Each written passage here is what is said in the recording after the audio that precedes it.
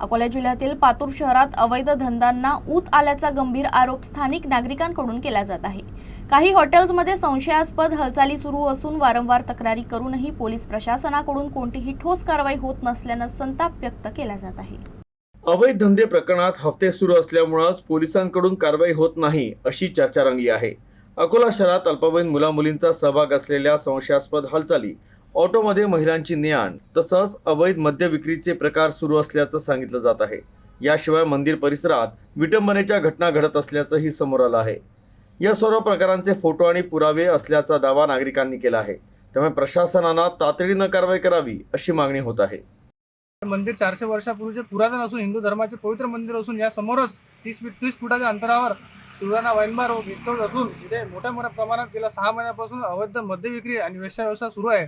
वेश्या व्यवसाय आणि जोडपी तसेच अल्पवयीन पातूर शहरातले शाळेतले मुलं मुली या गेस्ट हाऊसचा आनंद घेत आहेत। त्या अनुषंगाने मी वारंवार पातूर पोलीस प्रशासनाला लेखी पत्र दिले असता त्यावर कुठल्याही प्रकारची कारवाई झाली नाही। पातूर स्टेशनचे सर्व ठाणेदार साहेब हे आर्थिक देवाणघेवाण संबंधित प्रकरणे दडपले जातात। तसेच त्याच्यावर अद्यापही कुठल्या प्रकारची कारवाई झाली नाही। या लॉजच्या समोरच हिंदू धर्माचे पवित्र मंदिर असून याची विटंबना केली जात आहे। तसंच हे तात्काळ लॉज आणि बार तात्काळ बंद करण्यात यावे।